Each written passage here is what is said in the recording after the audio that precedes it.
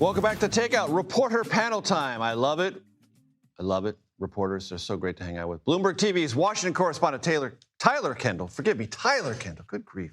Politics and policy reporter for NOTUS. Remember, that's News of the U.S., Oriana González. All right, filed under, that was quick.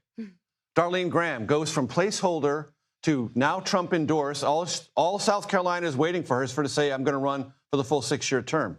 That was really quick, Oriana. Yeah, and it's going to box out a lot of South Carolina Republicans who were thinking about running. Oh, absolutely. I'll say first thing I'll say is that my colleagues Kadiagoba, Reese Gorman were the ones that broke the news. Great, fantastic. Credit where credit's due. Then he confirmed it.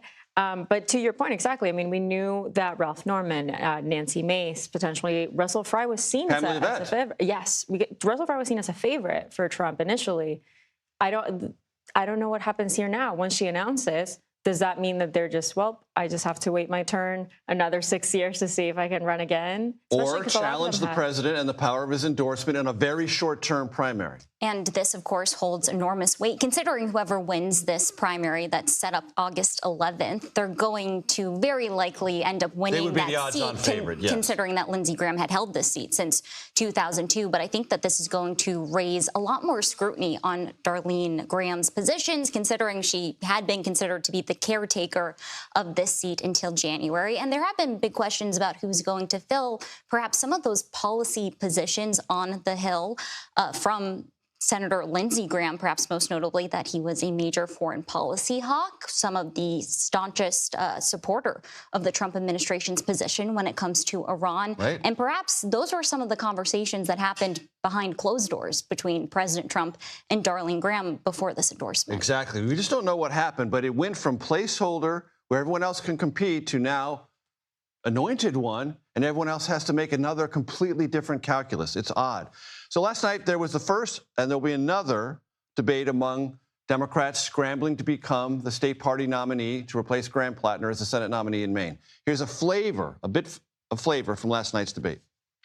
When I say we have to abolish it, what I mean is that we need a new law enforcement agency that has the trust of the people. I remember a day when the thugs weren't in the government and they didn't have arms. They need to be dismantled because they give us nothing in this country but heartache and racism. I don't think this agency can be reformed. The rot has gone to the core, and that's why we must abolish it. The topic there, obviously, immigration, customs, and enforcement in reaction to a fatal shooting in Biddeford, Maine. This was one of the many issues, but it's a big scramble, Oriana, in Maine to try to figure out who can define themselves in a very short period of time to capture that nomination. Oh, it's huge. And, you know, the state convention will decide it. Precisely. And I was going to say something that caught my eye when I was watching the debate was there were a couple times that, for example, Shaw really kind of echoed Graham Plattner's ideas here. So I was like, OK, he's definitely appealing to that part of the base. And then other instances in which, for example, actually, I thought about this with Troy Jackson and particularly with Bellows. There were certain points that they were asked about policy ideas and they couldn't give exact policy ideas, or they were asked about Venezuela and they said that they wanted to read more about it before they said anything. And that says two things. One, how fast, this has gone. Like they haven't even had enough time to prepare. Right. But two, these are essential questions that people are wondering about and their positions. And they do have to come up with it quick. And Tyler, it's a very steep learning curve, number one. Number two, in many instances, not all, these folks tried and were washed out in the Graham Plattner phenom.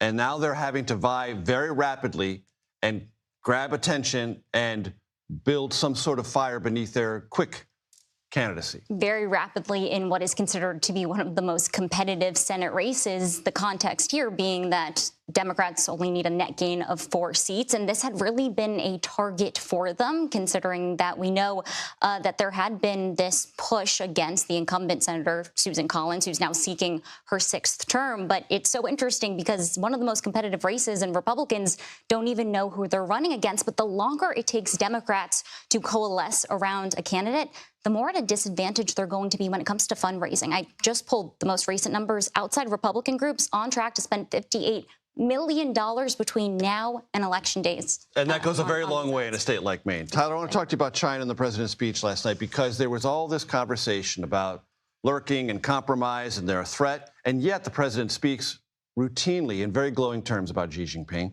Nothing in the speech about tariffs, nothing in the speech about TikTok or clawing anything back from the Chinese government. So if it's such a big deal, why the absence of anything that would suggest challenging China on a policy basis because of this intrusion? That is a really key point here. We didn't see concrete policy or what sort of ramification or consequence President Trump would want to see from China in regard to these election interference claims.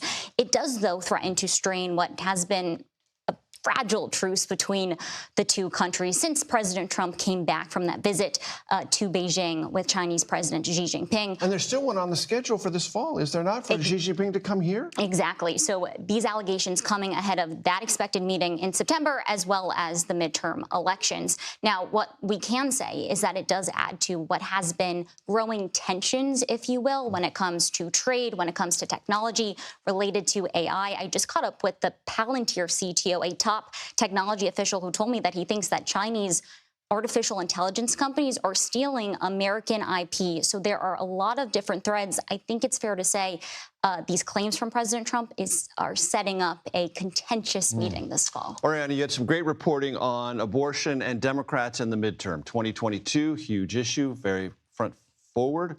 Same thing in 2024. Less so this time around. It's almost not present at all this time around. I mean, I really started thinking about this with Diana DeGette. You know, she's the top House Democrat. In Colorado, right? Exactly. She's the top House Democrat on abortion rights. She's the co-chair, longtime co-chair of the pro-choice caucus. She lost her re-election. So that moment to me marked, okay, here's someone that really one of her main issues is abortion, one of, her key legislative priorities. And that didn't matter. In a Democratic primary. And I'm not saying it was, detrimental to her or that it, ruined her position, but it just shows how much this anti-establishment sentiment is and how much that outweighs every other policy issue. It's a consideration, but it is not at the center of messaging or campaign orientation. Great stuff. Tyler Kendall, Bloomberg TV, Oriana González, NOTUS, thank you so much.